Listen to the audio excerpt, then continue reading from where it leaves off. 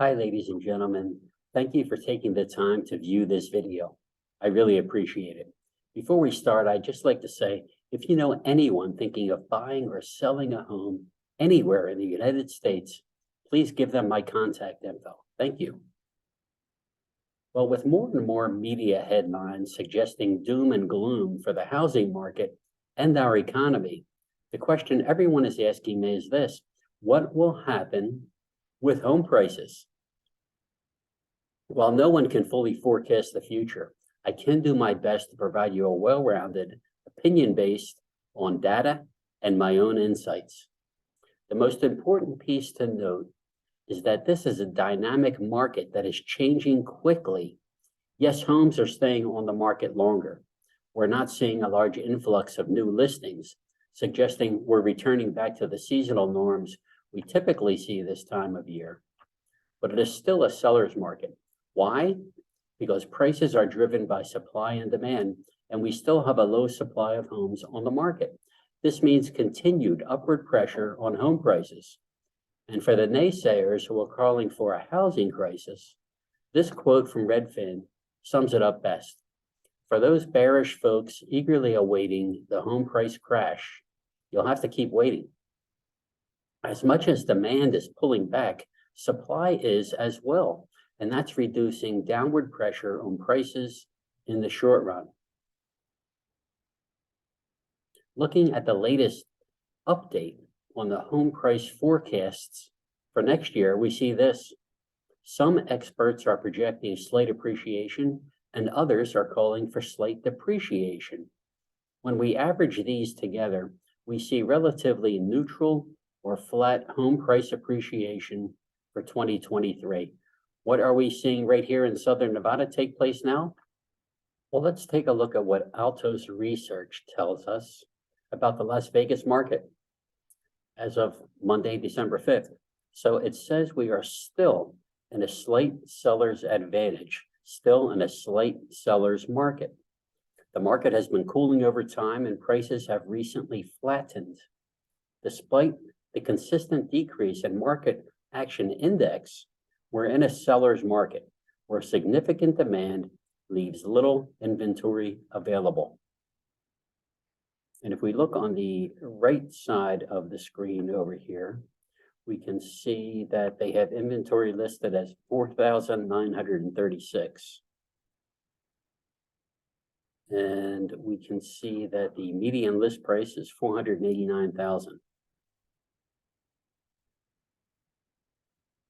If we roll down a little bit here, there we go.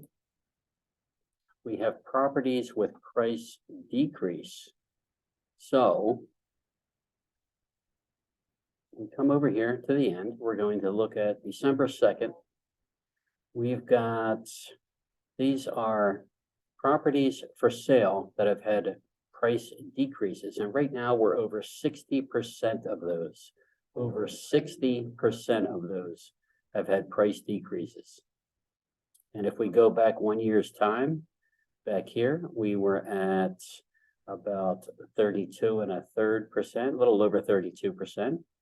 If we go back to 2020, we were at 33%. And if we go back to 2019, we were at 46%, over 46%. And once again, right now, we are roughly at 61%, we'll call it 61% right there. So those are properties with price decreases, according to Altos research. If you look at a lot of different data aggregators, you'll see that they do have some slight differences in them on how they gather their information and come up with the final product. But roughly right here, Altos says 61%. So let's get back to where we were. And let's take a look at another big question that folks are asking me. What's going to happen with mortgage rates? Now that's an interesting one. More than anything else, this year's housing market has been defined by rapidly rising mortgage rates. And they haven't just risen, they have more than doubled in less than a year. something that has never been seen before. First time that's ever happened, folks. To put that into context, the average monthly mortgage payment is about $1,000 more than it was a year ago. That'll make you think. So as inflation stays high, mortgage rates will stay high. And as history tells us, when inflation starts to ease, mortgage rates should as well. As people ask about what will happen going forward, the answer is just keep an eye on what's happening with inflation. Of course, then there's the other piece of this, the dreaded R word, recession. And the biggest question here is, if a recession does happen, how will it impact the housing market? For most buyers and sellers, they think that a recession means a full-on housing market collapse, like what happened in 2008. And in most instances, the truth couldn't be further from that. For example, a recession does not mean falling home prices. In the past 6 recessions, only 2 of them saw a decrease in home prices. Only 2 out of 6. And that's going all the way back to 1980. But bringing it back to mortgage rates, a recession may not always cause home prices to fall, but it usually means mortgage rates will. Ultimately, both of those questions lead to this one. Should I buy a home right now? Is what I get asked. To put it simply, my job is to be a housing market expert. I am your most powerful and effective tool in a challenging market, because what you're up against is scarier than anything else. Not having the right information. In the absence of trustworthy, up-to-date information, real estate decisions are increasingly being driven by fear, uncertainty, and doubt. These decisions can be hugely consequential for consumers and businesses, said Jason Lewis of Parcel. So is it a good time to buy a home right now?